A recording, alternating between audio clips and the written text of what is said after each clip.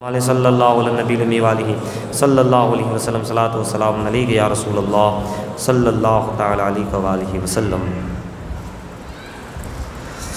فرماتے ہیں کہ یوں تو سارے نبی محترم ہے مگر یوں تو سارے نبی محترم ہے مگر سرور انبیاء تیری کیا بات ہے۔ یوں تو سارے نبی محترم ہیں مگر سرور انبیاء تیری کیا بات ہے۔ رحمت دو جہاں ایک تیری ذات ہے، اے حبیب خدا تیری کیا بات ہے۔ رحمت دو جہاں ایک تیری ذات ہے، اے حبیب خدا تیری کیا بات ہے۔ روح کون و مکا پر نکھار آ گیا، سب کی بے چینوں کو قرار آ گیا۔ روح کون و مکا پر نکھار آ گیا، سب بے چینوں کو قرار آ گیا۔ مرحبا مرحبا ہر کسی نے کہا، آمد مصطفیٰ تیری کیا بات ہے۔ مرحبا مرحبا ہر کسی نے کہا، آمد مصطفیٰ تیری کیا بات ہے۔ آمد مصطفیٰ تیری کیا بات ہے۔ اور چار سو رحمتوں کی گھٹا چھا گئی، جیسے گلشن میں فصل بہار آ گئی۔ چار سو رحمتوں کی گھٹا چھا گئی، جیسے گلشن میں فصل بہار آ گئی۔ دل کا گنچا کھلا اسم اعظم ملا، دل کا گنچا کھلا اسم اعظم ملا۔ ذکر صلی اللہ تیری کیا بات ہے۔ دل کا گنچا کھلا اسم اعظم ملا، ذکر صلی اللہ تیری کیا بات ہے۔ حضرت آمنہ کے دلارے نبی، غم زدہ امتوں کے سہارے نبی۔ حضرت آمنہ کے دلارے نبی، غم زدہ امتیوں کے سہارے نبی۔ روز محشر کہے گی یہ خلق خدا، روز محشر کہے گی یہ خلق خدا، سب کے مشکل کشا تیری کیا بات ہے۔ سب کے مشکل کشا تیری کیا بات ہے۔ مرحبا مرحبا ہر کسی نے کہا، آمد مصطفیٰ تیری کیا بات ہے۔ ایک مرتبہ اور درود پاک پڑھی، اللہم صلی علی سیدنا و مولانا محمد وعلی آل سیدنا محمد بارک وسلم۔ صلو علیہ صلاۃ و سلام علیک یا رسول اللہ صلی اللہ تعالی علیہ وسلم۔ حضرات، حضرت سیدنا جلال الدین رومی رحمۃ اللہ علیہ ایک واقعہ لکھتے ہیں، نقل کرتے ہیں۔ لکھتے ہیں کہ ایک امیر اپنے غلام کو لے کر کے،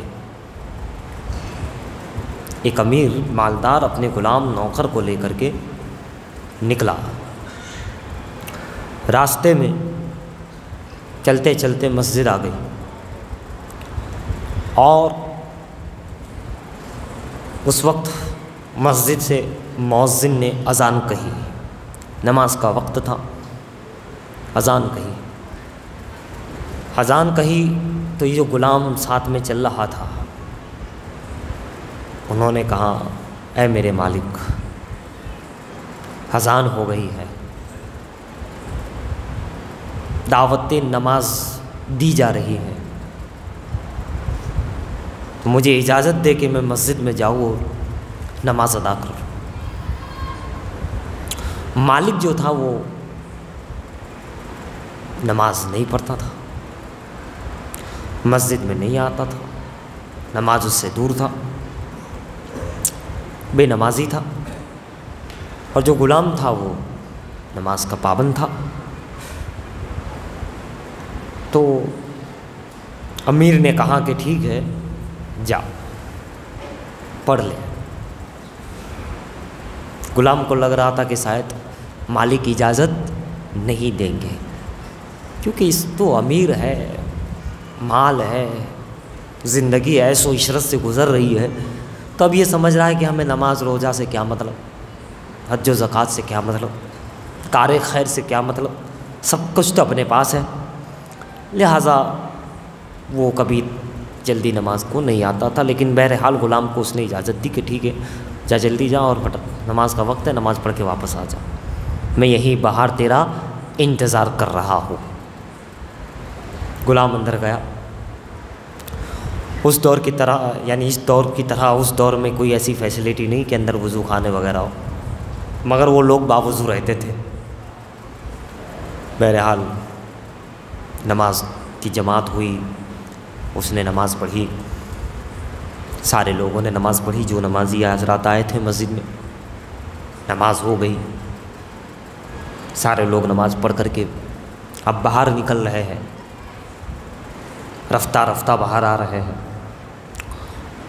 اس نے سوچا کہ نماز پڑھی ہے، اب کیوں نہ نماز پڑھنے کے بعد میرے آقا صلی اللہ علیہ وآلہ وسلم پر درود و سلام کا نذرانہ پیش کیا جائے،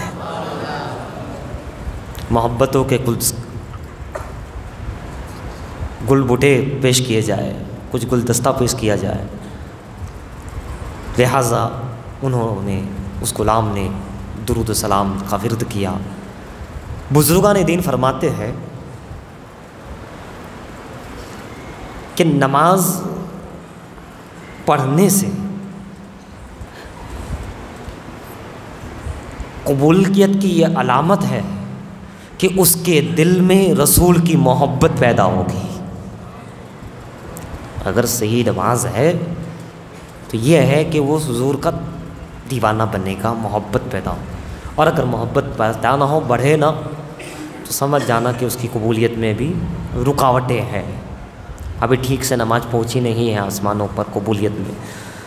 لیکن یہ نماز بھی وہ چیز ہے کہ محبت رسول میں اضافہ کرتی۔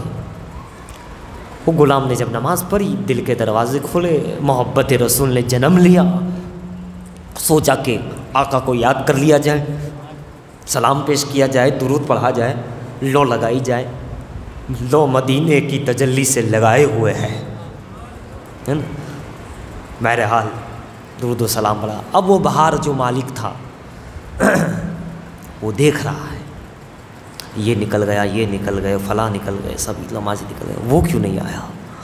ایک تو ویسے ہی وہ مسجد سے نماز سے چھڑتا تھا، اس کا دل تو تھا ہی نہیں دور دور تک، اس سے کوئی واسطہ تو تھا ہی نہیں، اور اتفاق یہ ہے کہ مسجد کے دروازے باہر اس کو انتظار کرنا پڑنا ہے، تو اس کو تو برابر غصہ آ رہا ہے، اور غصہ یہ کہ اوپر سے اور زیادہ سب لوگ آ گئے، وہ نہیں آیا۔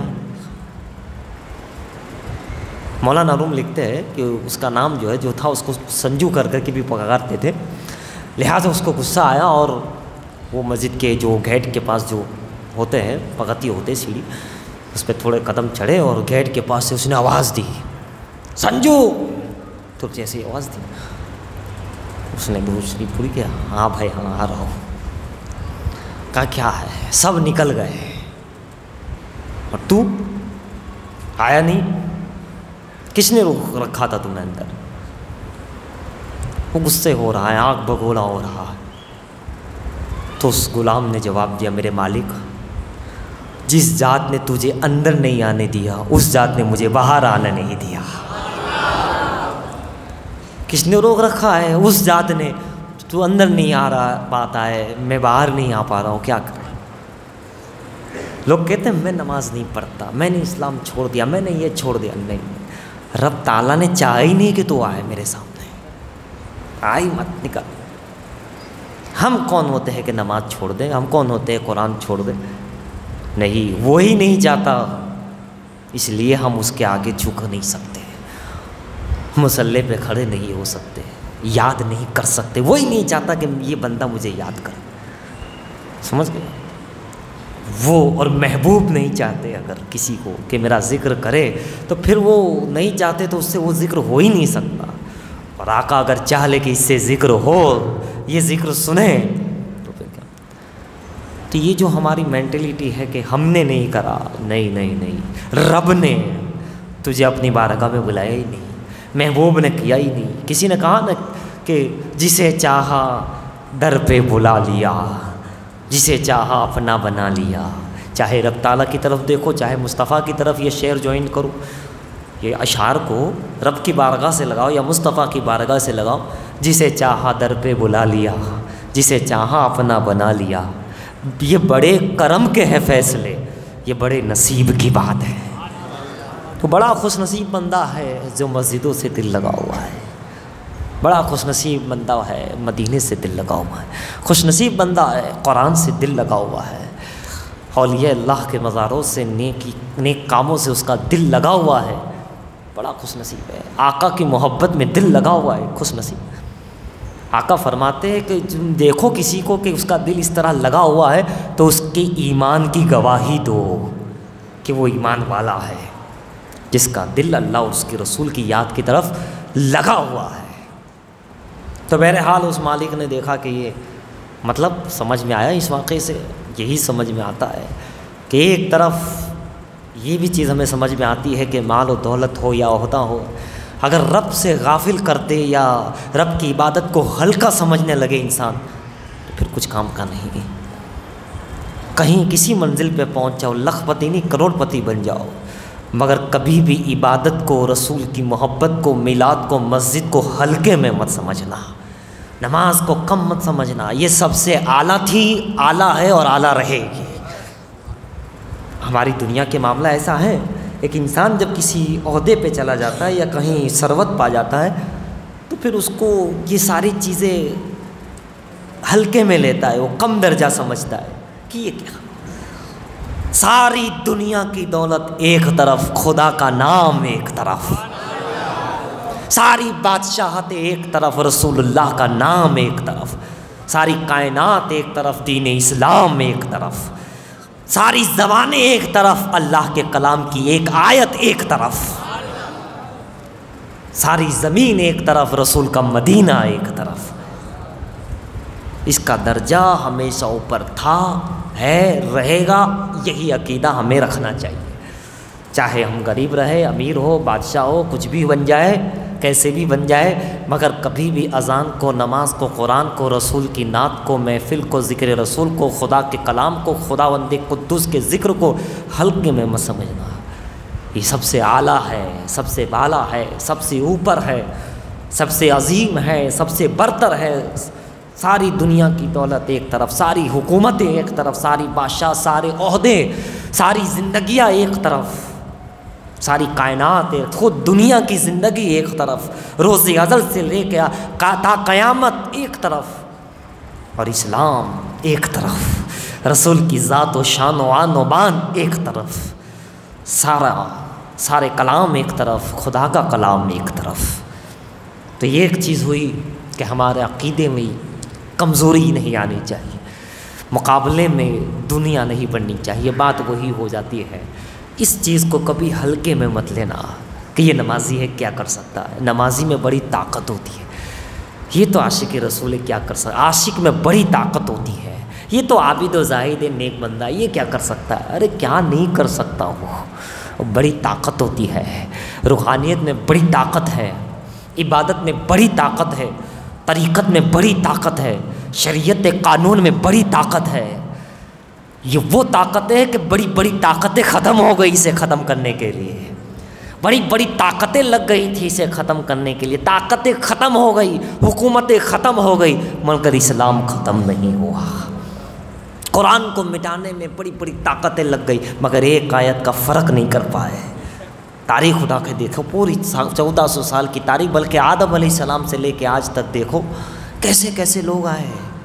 فرعون، کون نہیں جانتا فرعون، نمرود، شداد، کتنے کیسے کیسے حضرات آئے، کیسے کیسے ظالم لوگ آئے۔ کل آپ نے سنا بخت نصر، ظالم بڑے بڑے لوگ آئے، خطرناک لوگ آئے۔ کچھ تو ایسے بھی تھے جو پہلے اسلام لے آئے اور بعد میں اسلام کو چھوڑ دیا، دین کو پہلے قبول کیا بعد میں چھوڑ دیا۔ چھوڑ تو کیا دیا، اس میں کمی نہیں تھی، دین ہی سے اسے نکال دیا گیا، دین ہی نے نکال کے پھینک دیا کہ تیری ضرورت ہمیں نہیں ہے۔ سب کو اسلام کی ضرورت ہے، اسلام کو ہماری ضرورت نہیں ہے، خدا کو ہماری ضرورت نہیں، ہمیں خدا کی ضرورت ہے، قرآن کو ہماری ضرورت نہیں، ہمیں قرآن کی ضرورت ہے، نماز کو ہماری ضرورت نہیں، ہمیں نماز کی ضرورت ہے، ہمیں ضرورت ہے، ہم محتاج ہیں۔ تو ایسے کئی حضرات ہیں جو پہلے قریب ہو، یعنی کلمہ پڑھا اور بعد میں پھر گئے مرتد ہو گئے، نہ جانے کیا کیا ہو گئے، منافق ہو گئے، اب پھر اسلام کے دشمن بن گئے، جاسوس بن گئے، یہ ہو گئے، لیکن کیا ہوا؟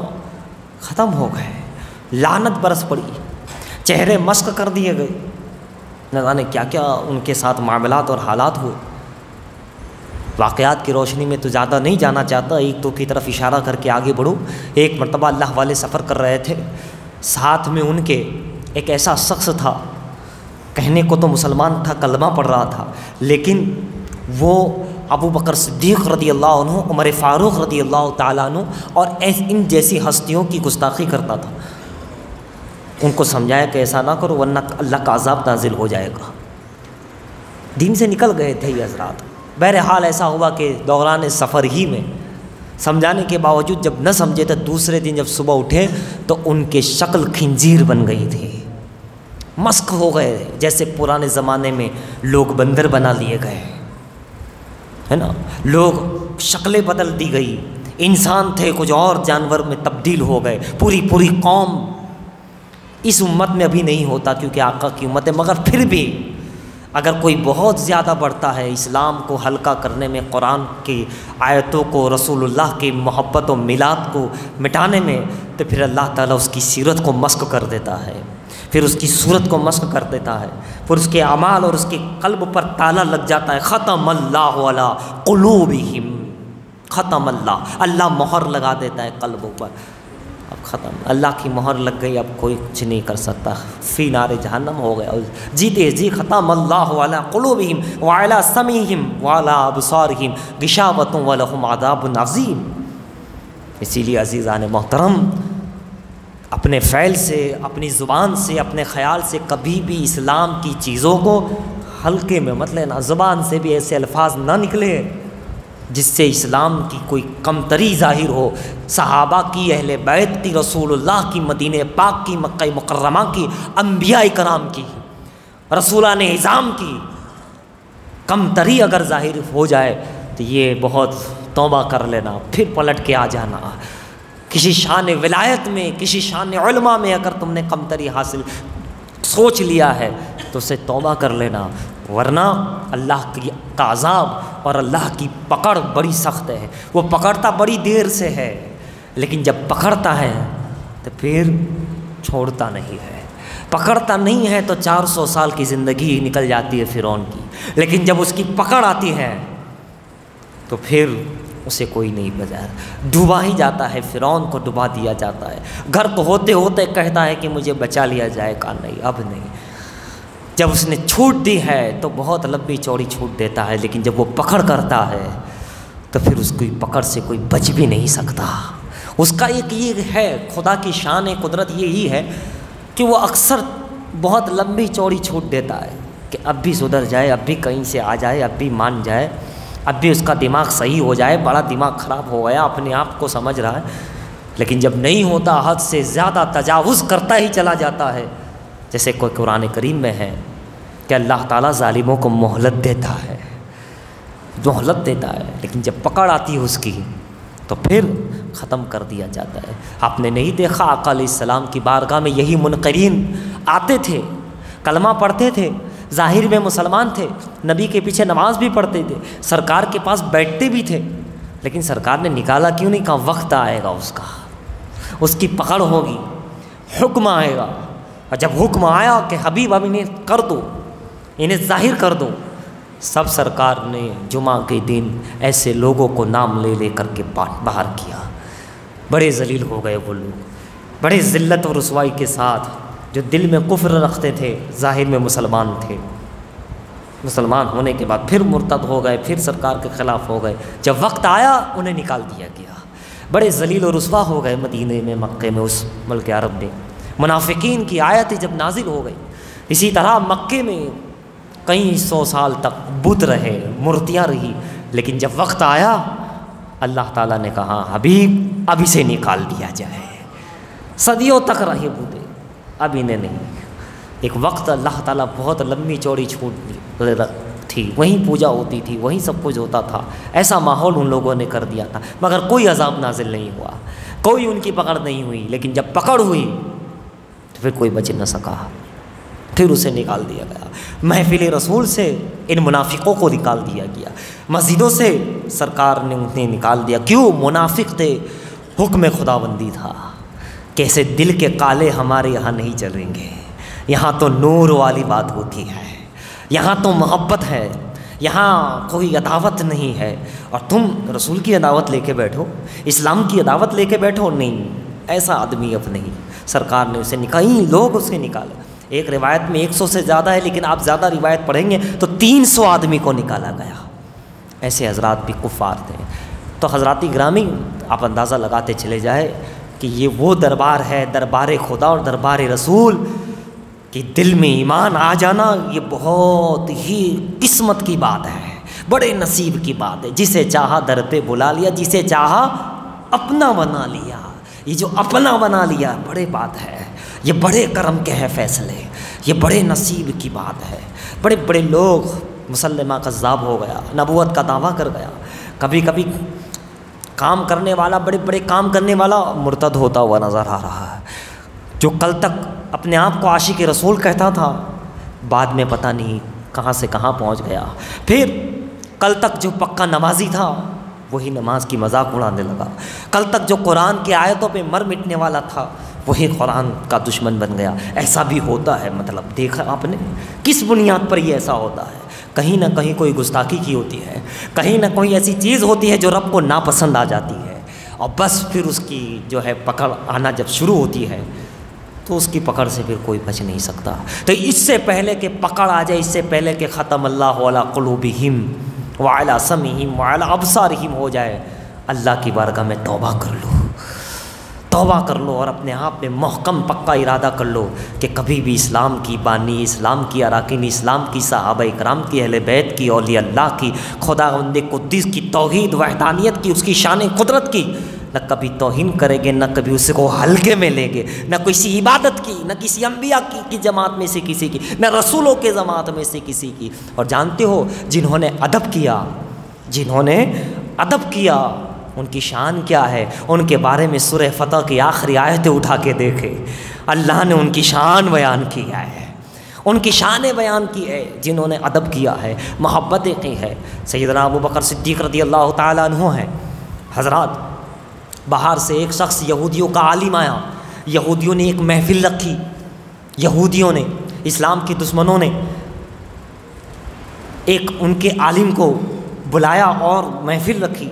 بہرحال ان کی بات ہوتی رہی، لیکن چلتے چلتے اس یہودی نے ایک جملہ ایسا کہہ دیا جو اسلام کے خلاف تھا، بلکہ خداوند قدوس کیا کہا کہ دیکھو اللہ فقیر ہے اور ہم غنی ہیں، معاذ اللہ۔ اس یہودی نے کہا یہ محمد عربی، یہ لوگ کہتے ہیں اللہ غنی ہے ہم فقیر ہیں، نہیں اللہ فقیر ہے ہم غنی ہیں۔ اس نے یہ کہا۔ سیدنا ابوبکر صدیق کو جب آواز پہنچی، صدیق کا ایمان تو کیسا تھا، اللہ اللہ اللہ۔ ویسے محاورہ ہو چکا تھا پہلے کہ کوئی کسی کے ساتھ اس طرح کی باتیں نہیں کرے گا، لیکن جب اس نے جسارت کی تو صدیق اکبر کا بھی جواب کیسا تھا جانتے ہو؟ ایسے ہی صدیق اکبر قریب پہنچے، ہاتھ اٹھایا اور رسید کر دیا، سبحان اللہ۔ اسے سیدھا یہودیوں کی مجمع کے سامنے ایک دیکھا، اسے کہتے ہیں ایمان، اسے کہتے ہیں ابو بکر، اسے کہتے ہیں نبی کے جانثار۔ کیسا ایمان، کیسا یقین۔ اب کیا ہوا؟ ہلبلی مچ گئی، مگر کس کی ہمت کہ اب ابو بکر سے آنکھ ملا سکے؟ لہٰذا یہودی عالم سیدھا چلا گیا سرکار کی بارگاہ میں، اے محمد عربی دیکھو دیکھو تمہارے ساتھی اس ابو بکر نے کیا کیا۔ صدیق نے جسارت کر لی، ظلم کیا کیا میرے ابو بکر نے، سبحان اللہ۔ میرا ابو بکر کو میں جانتا ہوں، ابو بکر کو تو کیا جانے؟ جبرائیل جن کے قلب میں اتر جائے تو سیر پوری نہ ہو۔ وہ ابو بکر جن کو صدیق کا خطاب ملا، کہا کیا ہوا؟ مجھے رسید کر دیا سب کے مجمع کے سامنے۔ کہا یہی تو ایمان ہے، یہی تو ہے کہ سب سے بڑے ہمارے آقا ہے، اسلام ہے، خدا کی بات ہے، خدا کو فقیر کا ہمیں برداشت سے باہر ہے یہ بات۔ وہ ان کا ایمان تھا، للکار والا ایمان تھا، زبردست ایمان تھا، مومن کامل تھے وہ حضرات۔ میرے آقا نے کہا ٹھیک ہے، ابو بکر بھی آ گئے۔ یا رسول اللہ فدا کا ابی و امی یا رسول اللہ، اے ابو بکر تم نے ان کو چاٹا مار دیا، تماچا مار دیا؟ کہا ہاں یا رسول اللہ، اس لیے کہ اس نے یہ کہا کہ اللہ فقیر ہے اور ہم غنی ہیں۔ تو اب وہ کیا بول رہا ہے جانتے ہو؟ نہیں نہیں، میں نے ایسا نہیں کہا، میں نے ایسا نہیں کہا۔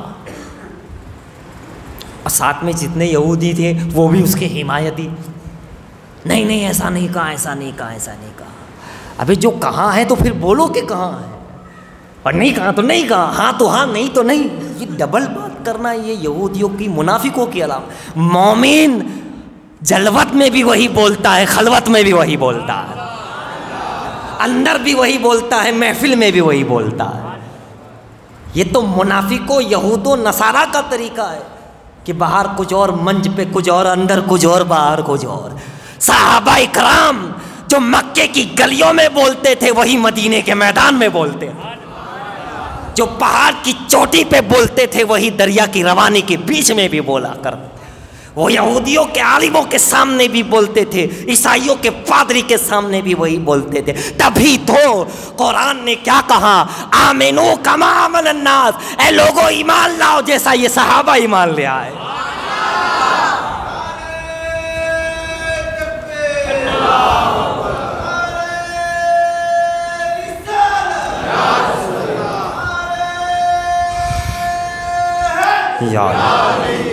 جشن عید میلاد النبی، ایمان لاؤ جیسا صحابہ لائے۔ کیوں؟ اندر بھی وہی عاشق، باہر بھی وہی عاشق، خلوت میں بھی عاشق، جلوت میں بھی عاشق، دنیا میں بھی، زمین پر عاشق، مسجد میں بھی عاشق، محفل میں بھی عاشق، ہر جگہ عشق و محبت سے اندر سرسار نظر آتا۔ کاروبار کر رہے ہیں، دنیا داری ہے، مگر اندر عشق رسول بسا ہوا، اسلام بسا ہوا ہے۔ گھر کے معاملات ہیں، گھر میں رہ رہے ہیں، ٹائم دے رہے ہیں، مگر دل و دماغ میں اسلام اور رسول اللہ کی محبت بسی ہوئی ہے۔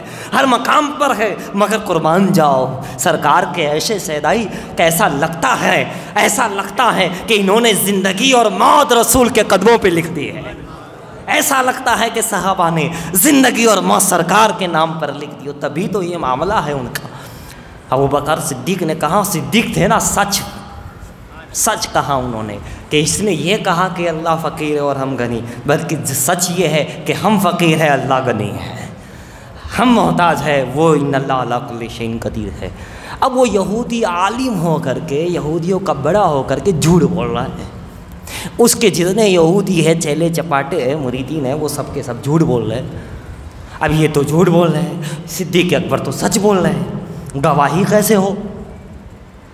بات کیسے گواہی پیش کی جائے؟ صدیق کی گواہی کون دیکھا کہ یہ ابوبکر سچ بول رہے ہیں؟ اللہ اللہ اللہ۔ قرآن کریم کے لیے اللہ رب العزت نے صدیق اکبر کے لیے جبرائیل سے فرمایا، جاؤ جاؤ میرا کلام لے کر کے جاؤ، اور کہہ دو لقد سمع اللہ قول الذین، سورہ آل عمران 4 پارہ، سبحان، آیت نازل ہو گئی۔ ہاں ابوبکر سچ کہہ رہے ہیں، اس نے کہا ہے کہ اللہ فقیر ہے، یہ غنی ہے۔ لقد سمع اللہ قول الذین قالوا ان اللہ فقیر ونحن اغنیاء۔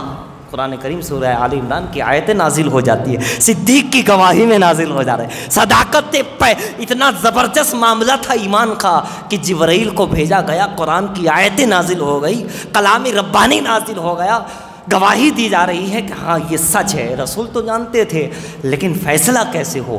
فیصلہ پھر ایسا ہوا کہ رب تعالیٰ نے، قرآن میں آیتیں نازل ہو گئی، مطلب جو ایمان پر رہتا ہے اللہ کی مدد اس کے ساتھ رہتی ہے، جو اس پر قائم رہتا ہے رسول اللہ کی مدد اس کے سامنے رہے۔ ان کے سامنے سب سے اوپر نبی تھے، اس سے بڑھ کر کوئی، سب سے زیادہ اسلام صحابہ کی زندگی میں، اور مسلمان کی زندگی یہی ہوتی ہے کہ وہ سب سے اعلیٰ سمجھتے ہیں، جان سے زیادہ عزیز سمجھتے ہیں، مال سے زیادہ عزیز سمجھتے ہیں اسلام کو، بانی اسلام یعنی حضور صلی اللہ علیہ وسلم کو جان، مال، تن، من، دھن سے زیادہ عزیز رکھتے ہیں۔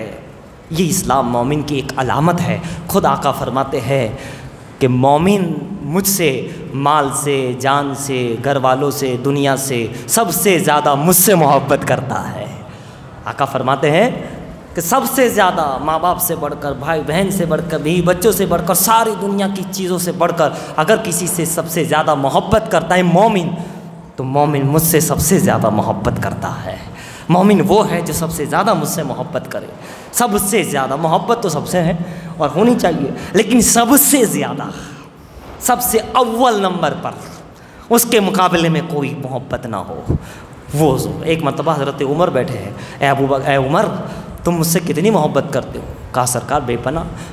کہا فلاں سے زیادہ، فلاں سے زیادہ، یعنی ماں باپ سے زیادہ، بھائی بہن سے زیادہ، مال و دولت سے زیادہ، فلاں سے کہاں کیا اپنی جان سے زیادہ؟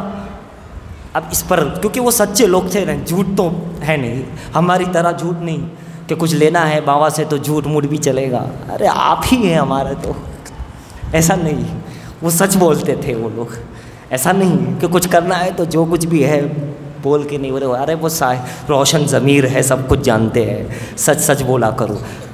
عمر فاروق کی زبان خاموش ہو گئی، جان سے زیادہ۔ آقا سمجھ گئے کہ ایک پوائنٹ ابھی کم ہے، جان کے مقابلے میں میری محبت ہے، لہٰذا اپنا دست قدرت، دیکھو محبت کیسے آتی ہے دل میں، یوں ہی نہیں آتی، میں نے کہا اپنے سے نہیں آتی، وہ وہیں سے آتی ہے، وہ چاہتے ہیں ہم دیوانے بن جاتے ہیں، ہے نا۔ آقا نے یوں ہاتھ مارا، ہاتھ رکھا عمر کے سینے پہ، کہا عمر اب بتاؤ، جان سے بھی زیادہ؟ کہا حضور بے شک ایک جان کیا ہے اگر ہو کروڑوں، یہ ایک جان کیا ہے اگر ہو کروڑوں، تیرے نام پر سب کو میں وعدہ کروں میں۔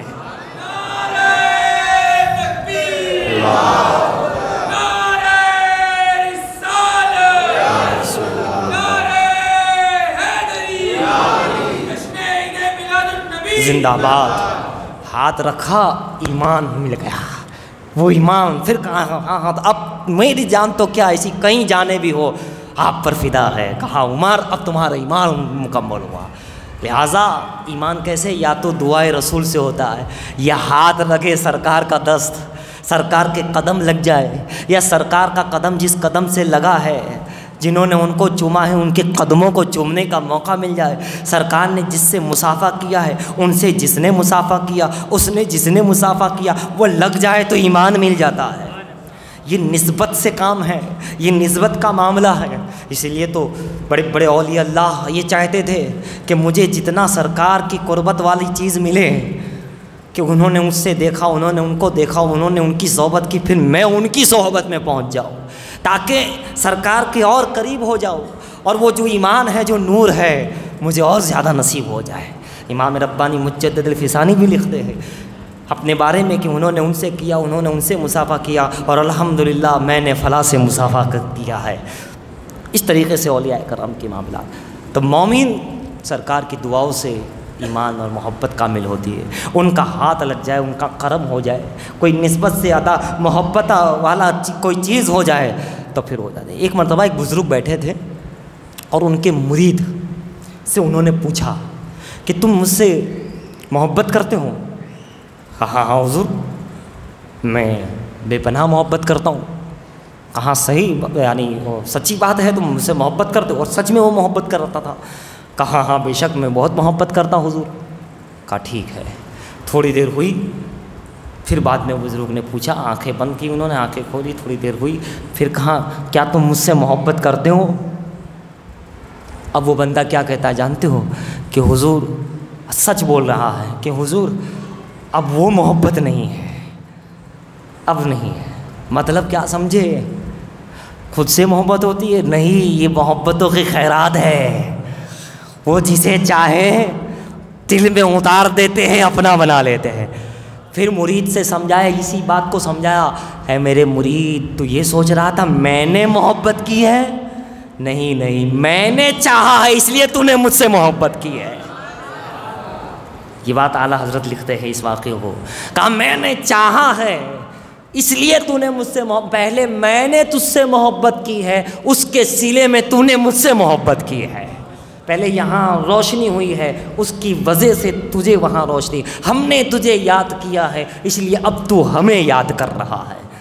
سمجھ گئے؟ ہم کہتے ہیں ہم یاد کر رہے ہیں، نہیں، پہلے انہوں نے یاد کیا ہے۔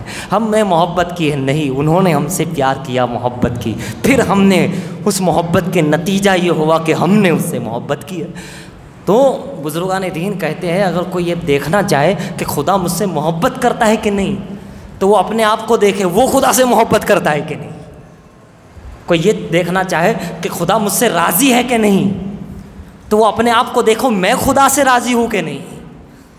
اگر میں راضی ہوں تو پکا اللہ راضی ہے تجھ سے. تو اگر محبت کرتا ہے تو اس کا مطلب ہے اللہ تجھ سے محبت کرتا ہے.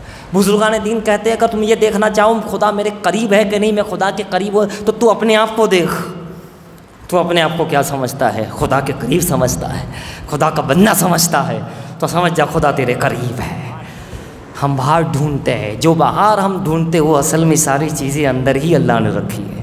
اندر ہی اندر ہے, سب تمہارے اندر ہے. اگر تم چاہتے ہو خدا دور ہے تو تم جانتے خدا جبار و قہار ہے. اللہ فرماتا ہے میں مومنوں کے گمان کے مطابق ہوتا ہوں, گمان خیال کے مطابق.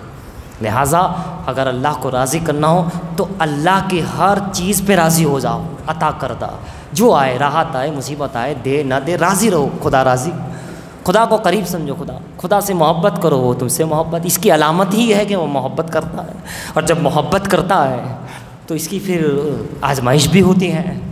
پھر کبھی دے کر آزماتا ہے, کبھی لے کر آزماتا ہے, کبھی رلاتا ہے. یہی سرکار دو عالم کے وہاں بھی صلی اللہ علیہ وسلم ایک شخص نے کہا کہ حضور میں آپ سے بہت محبت کرتا ہوں. آقا خاموش رہے. میں آپ سے بہت محبت کرتا ہوں. پھر خاموش رہے. میں تم سے بہت محبت کرتا ہوں. آقا نے فرمایا اچھا تو پھر مصیبتوں کے لیے تیار ہو جا, پھر آزمائشوں کے لیے تیار ہو جا, پھر پرکھ ہوگی, بڑی دعوے کر رہے ہو. پھر ایسا نہ ہو کہ پھر آئے تو پھر کہاں کی محبت, کدھر کی محبت, کدھر گیا آقا, کدھر کا کیا. پھر وہ تم اتنا کرتے ہو تو پھر آئے گی بلائیں, آئے گی مصیبتیں آئیں گی. تمہارا صبر, تمہاری محبت, تمہاری آزمائش ہوگی. ایمان والوں کو اللہ آزماتا ہے. قرآن کریم میں ہے کہ اتنا کہنے پہ تمہیں نہیں چھوڑ دیا جائے گا کہ ایمان لائے اللہ پر. تمہاری آزمائش ہوگی اور اس آزمائش کی منزلوں سے جب تم گزرو گے اور اس میں پار ہو گئے تو پھر وہ تمہارے ایمان کامل کا بھی سکہ لگاتا ہے. جیسے کہ ختم اللہ علی قلوبہم کا سکہ ہے منافقت کا, اسی طرح ایمان کا سکہ بھی اللہ کی طرف سے لگتا ہے. ایمان کا سکہ بھی روح کو اللہ تعالیٰ عطا فرماتا ہے اس کی روح پر کہ یہ اب مومن کامل ہو چکا, یہ ایمان کامل اس کے سینے میں آ گیا, یہ بندے کی روح اب پاک و صاف ہو گئی. اولئک کتب فی قلوبہم الایمان وایدہم بروح منہ. یہ آیت کریمہ ہے قرآن میں کریم. یعنی ایمان والوں کا بھی اللہ تعالیٰ مہر لگاتا, ان کا بھی مہر لگاتا. اب انسان کی زندگی ہے وہ کون سے راستے پہ چلتا ہے, وہ کیا کہتا ہے. ہم تو وہ شکایت ہی کرتے رہتے ہیں اللہ نے یہ کر دیا, یہ کر دیا, یہ کر دیا.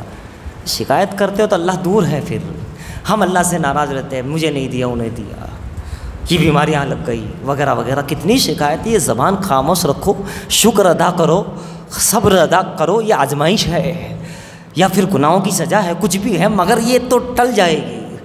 مگر خدا کی طرف سے جو تم پر رحمتیں آ رہی ہے, اگر تم نے غلط جملہ نکال دیا, شکوہ نکال دیا, شکایت نکال دی, اللہ کے رسول کی طرف سے رحمتیں آ رہی ہیں مگر تم نے شکوہ شکایت کر دی, تو واپس چلے جائے گی. یہاں تو بے صبری ہے, یہاں تو ناشکری ہے, یہاں تو حسد جلن نظر آ رہا ہے, یہاں تو کچھ اور نظر آ رہا ہے. چلو چلو واپس چلی جائے گی.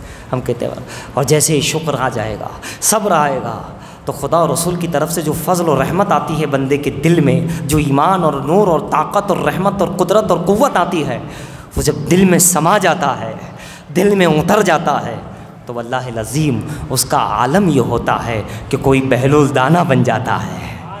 بہلول دانہ بڑے مشہور, یا پھر ہمارے گجرات کے خواجہ دانہ ہو جاتے ہیں, ہے نا. ایک بہلول دانہ ہے. ویسے وہ دیوانے تھے, وہ دیوانے تھے. دیوانے مطلب ہم جسے کہتے ہیں پاگل, لوگ پاگل کہتے تھے انہیں, دیوانے کہتے تھے. لیکن وہ کوئی دیوانے پاگل نہیں تھے, وہ تو بڑے دانا تھے. سب سمجھ رہے تھے کہ یہ جو ہے دیوانے ہیں, پاگل ہیں. حضرت بہلول دانہ کو سب سمجھ رہے تھے یہ پاگل ہے, اور بہلول دانہ سوچ رہے تھے یہ سبھی پاگل ہیں, یہ سب پاگل ہے جو دیوانے نہیں بنے ہیں. دیوانہ بننا ہے تو دین دنیا کا کیوں بنتا ہے, چاند و سورج کا کیوں بنتا ہے. حسن دیوانہ بننا ہے تو محمد عربی کا دیوانہ بن. کا دانا میں ہوں کہ تمہاری طرح دنیا کا دیوانہ نہیں, رسول ہاشمی کا دیوانہ بناؤ. تو عقل مند وہ ہے جو رسول اللہ کا دیوانہ بن جائے. ورنہ دنیا کے حسن کی ایک سوال کرو، دنیا کے حسن کی تو دیوانے ہوتے ہیں، دنیا کی دولت کی دیوانے ہوتے ہیں، دنیا کی دیوانے تو بہت ہوتے، یہ کوئی عقل مندی کی بات؟ دیوانہ عقل مند تو وہی ہے، دانا وہی ہے، عقل مند وہی ہے جو رسول اللہ کا دیوانہ ہو جائے۔ ایک سوال کرنا چاہتا ہوں، انبیاء کرام کے اندر یا پوری دنیا میں آدم سے لے کے ابھی تک سب سے زیادہ حسن والے کون ہیں؟ حسین کون ہے؟ میں نے ایک سوال آپ سے کیا ہے، آپ اس کا جواب دیجیے۔ جی زور سے بولے۔ حضرت یوسف علیہ السلام، سبحان اللہ، دیکھیے ہمارے چاچا نے اس کا جواب دیا ہے، اللہ تعالیٰ ان کو صحت عطا فرمائے، اور اس جواب کے صدقے میں سبھی کو صحت عطا فرمائے۔ اور کوئی جواب؟ یوسف علیہ السلام، سبحان اللہ۔ اور یوسف علیہ السلام، یوسف علیہ السلام، یوسف علیہ السلام، ہمارے نبی صلی اللہ علیہ وسلم، اللہ تعالیٰ ان کی مرادیں پوری کر دے، تمام جوانوں کی مرادیں پوری۔ یوسف علیہ السلام حسین ہے نا، جمیل، آدھی دنیا کی حسن یوسف کے چہرے میں چمک رہی ہے نا، آدھی دنیا نہیں کہو، پوری دنیا کہہ دو، پوری دنیا کا حسن یوسف کے مبارک جسم اور چہرے پر آیا ہے، بلکہ یوں کہو کہ حسن یوسف معجزہ یوسف ہے، یوسف علیہ السلام کا معجزہ ہے آپ کا حسن، مگر قربان جاؤ یہ سارے حسن یوسف کا حسن لے آؤ، مصطفیٰ ذرا سا انگلی سے پردہ ہٹا دے اپنا، ذرا سا ہٹا دے تو ایک یوسف نہیں سارے یوسف کو لے آؤ، ادنا سی انگلی کے مبارک کا حسن کا برابر بھی نہیں ہو سکتا۔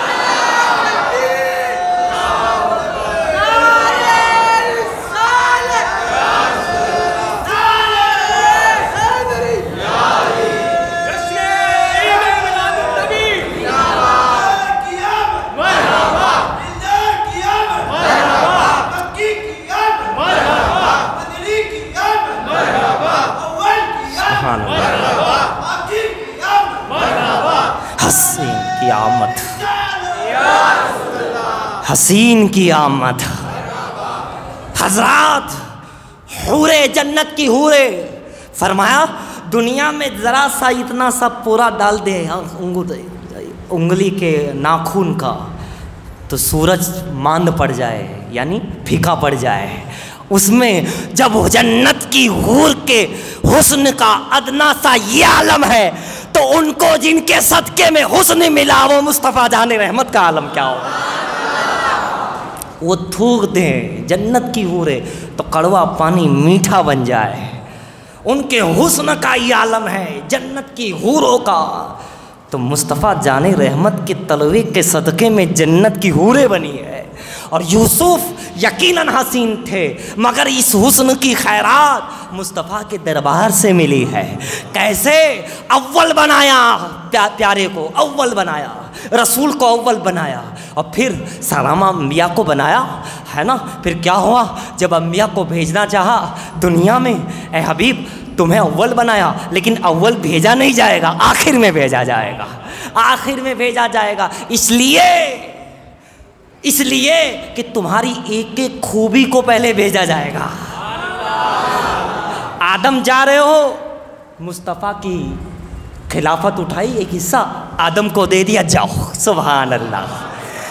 نوح کو بھیجا، مصطفیٰ کی عمر کا ایک حصہ اٹھایا، نوح کو دے دیا، جاؤ، سبحان اللہ۔ شیش کو بھیجا، خوبصورت تھے شیش بھی، تھوڑی سی خوبصورتی کا حصہ مصطفیٰ سے اٹھایا، جاؤ، ایک ایک خوبی، سبحان اللہ۔ جلال کا ایک حصہ اٹھایا، موسیٰ کو دیا، جاؤ دنیا میں۔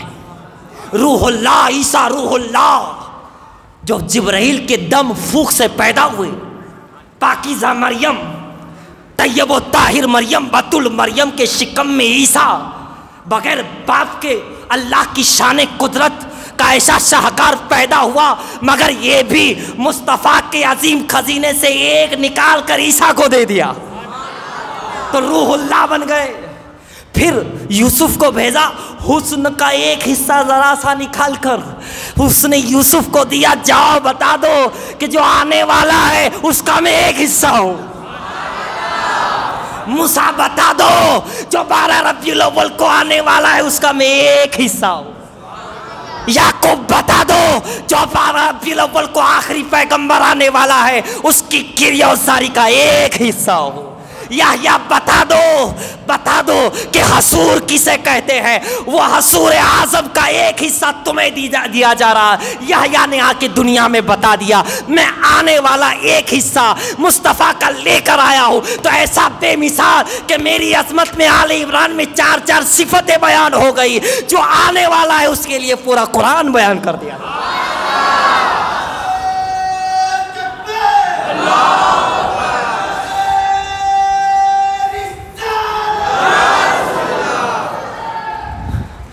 फिर इब्राहिम तुम जा रहे हो, मुस्तफ़ा के ख़जाने से, मुस्तफ़ा जाने रहमत से खुल्लत उठाई इब्राहिम को दे दी, जाओ। सुभान अल्लाह। इस्माइल को तुम जा रहे हो, लाओ ज़बीहुल्लाह, ज़बी तो आप है, ज़बी है आज़म तो आप है, आप ना होती तो कुछ ना होता, लेकिन चलिए सदका इस्माइल को भी दे देते हैं। दे दिया ज़बीहुल्लाह, खलीलुल्लाह, नजीहुल्लाह। दाऊद आए, दाऊद को मुस्तफ़ा के पढ़ने के अंदाज़ को, उनकी आवाज़ का थोड़ा सा हिस्सा उठाया, दाऊद को दे दिया। दाऊद की आवाज़ अलैहिस्सलाम, उनका पढ़ना जानते हो कैसा था? परिंदे रुक जाते थे, हवाएं रुक जाती थी, समंदर थम जाता था, जानवर जमा हो जाते थे, दुनिया थमती थी, थम जाती थी। जब वो ज़बूर की तिलावत करते थे, उनका आवाज़ खुद उनका एक मौजिज़ा था। मगर ये कहाँ से मिला?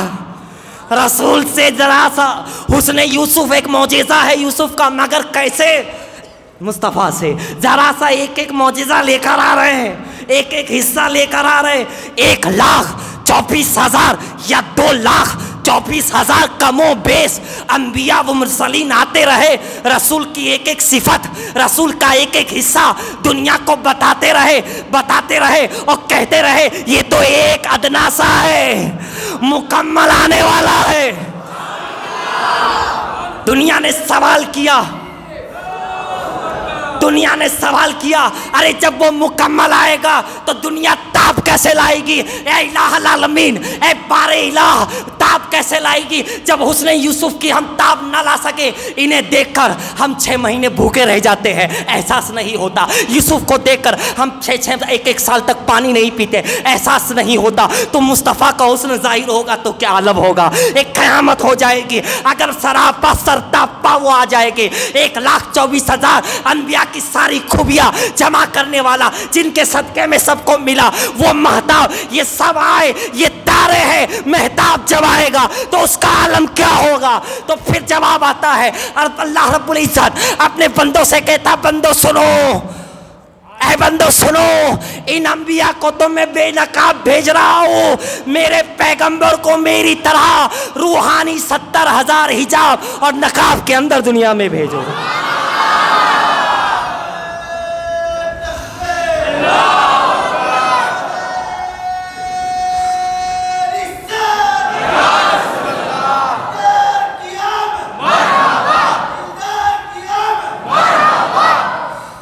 70,000 पर्दों में, नूरानी हिजाबात में पैगंबर आज़म आए, एक ज़रा सा हदर हो जाए, ऊपर हो जाए।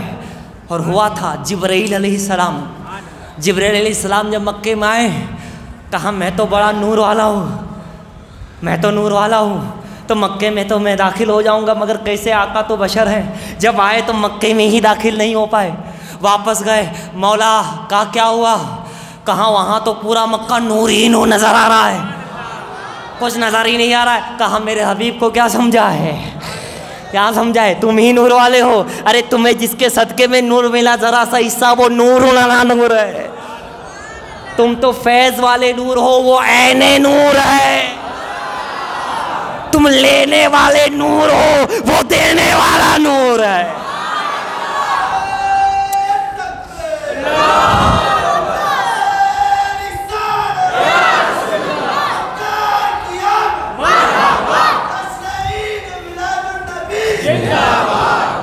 तुम लेने वाले हो, वो देने वाला। ए जिब्राइल, उसने अभी एक हल्का सा पर्दा दर किया, हमने ही कहा था जिब्राइल ये ख्याल करके आ रहे हैं, मैं कहाँ नूरी फरिश्तों का सरदार, اتنا بڑا، اور محمد عربی بشری تقاضے میں، لہٰذا ہم نے کہا حبیب ذرا بتا دو، ہلکا سا ہٹا دو۔ جبرائیل بھی ہلکا سا ہٹایا گیا، چلیے ایک پردہ ہٹائیے، ہم مان لیتے ہیں 70,000 میں ایک پردہ ہٹایا گیا تو جبرائیل شہر میں داخل نہیں ہو پائے۔ کہا میں اندر کیسے جاؤں، یہاں تو مجھ سے بھی زیادہ نور نظر آ رہا ہے۔ اگر 70,000 ہٹا لیے جائے تو کتنے پردوں میں حبیب کو رکھا، تب جا کے بشر، تب جا کے مکے کی گلیوں میں، تب جا کے مدینے میں، ورنہ ایک پردہ ہٹ جائے تو جبرائیل واپس ہو جائے کہ چلو چلو جہاں سے آئے تھے وہیں چلو، جہاں سے آئے ہیں وہی چلو۔ نور مصطفیٰ کا یہ عالم، تبھی تو احمد رضا خان پٹھان کہتے ہیں کہ صبح طیبہ میں ہوئی بٹا ہے بارہ نور کا، صدقہ لینے نور کا آیا ہے تارا نور کا، تیری نسل پاک میں ہے بچہ بچہ نور کا، تو ہے نے نور تیرا سب گھرانہ نور کا۔ اے رضا تو کہے گا ان کی نور کا قصیدہ، خدا ان کے نور کا قصیدہ کہتا ہے قد جاکم من اللہ نور و کتاب مبین۔ تو اپنے آپ کو کہتے ہیں رضا تو کہے گا قصیدہ، تو کیا کہے گا؟ اے رضا یہ احمد نوری کا فیض نور ہے، یہ فیض نور ہے ان کا، میں نے ان سے لیا، انہوں نے ان سے لیا، انہوں نے ان سے لیا، توسل سے، تعلق سے، سلسلے سے فیض آ رہا ہے۔ اے رضا یہ احمد نوری کا فیض نور ہے، ہو گئی میری غزل پڑھ کر قصیدہ نور کا۔ کہتے ہیں میں کیسے کہہ سکتا ہوں، میری کیا اوقات، میں تو کچھ ہوئی نہیں، یہ تو وہاں سے نور کا کچھ صدقہ مل رہا ہے اور میں کہہ رہا ہوں، اور میں نے کہہ دیا ان کے کرم سے، سبحان اللہ۔ آپ جانتے ہیں جب یہ محفل میں نعت پڑھی جا رہی تھی، اعلیٰ حضرت تھے، بڑے بڑے حضرات تھے، خود آپ کے مرشد موجود تھے، اور یہ نعت پڑھی گئی کہ صبح طیبہ میں بٹتے بڑا نور کا، یہ جب پڑھا جا رہا تھا تو منظر الگ تھا، بڑے بڑے لوگ تھے، بڑے پاکیزہ لوگ تھے، ولی صفت ولی اللہ لوگ تھے، کوئی مجدد ہے تو ایک محدث ہے تو ایک فقیہ ہے، ایسے لوگ بیٹھے تھے، اعلیٰ حضرت ہے، اعلیٰ حضرت کے پیر و مرشد ہے، احسن العلماء فلاں فلاں فلاں، اور یہ نعت پڑھی جا رہی نور کا۔ یہ بھی بات ہے بھائی، بات بھی نور کی ہو اور ایسے نور سے تعلق رکھنے والے لوگ بیٹھے ہو تو کیفیت تو آنی ہے، جذبہ تو آنا ہے نا۔ یہ جذبہ جنتیوں کا طریقہ ہے، علامت ہے، علامت۔ یہ اندر کا نور فیض آتا ہے تو انسان جذبے میں آ جاتا ہے، موت میں زندگی پیدا ہو جاتی ہے، بیمار اچھا ہو جاتا ہے۔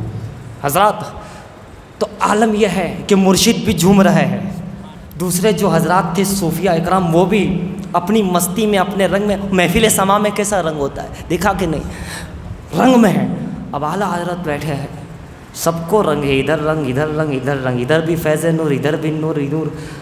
تو میں احمد رضا تیرے اندر کیوں نہیں، تیرے اندر یہ مستی کیوں نہیں، یہ مستی کیوں نہیں؟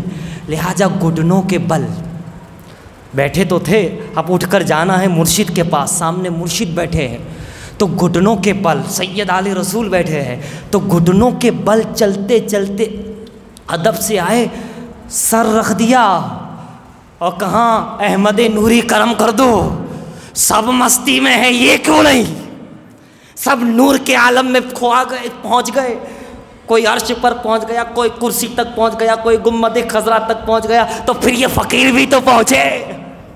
تب جب نظر ڈالی احمد نوری نے تو احمد رضا مستی میں آئے، جسم یہاں تھا، اندر کی روح کہیں اور گھوم رہی تھی، من کہیں اور تھا، دل کہیں اور تھا، اور پھر یہ شعر کہا اے رضا یہ احمد نوری کا فیض نور ہے، ہو گئی میری غزل پڑھ کر قصیدہ نور کا۔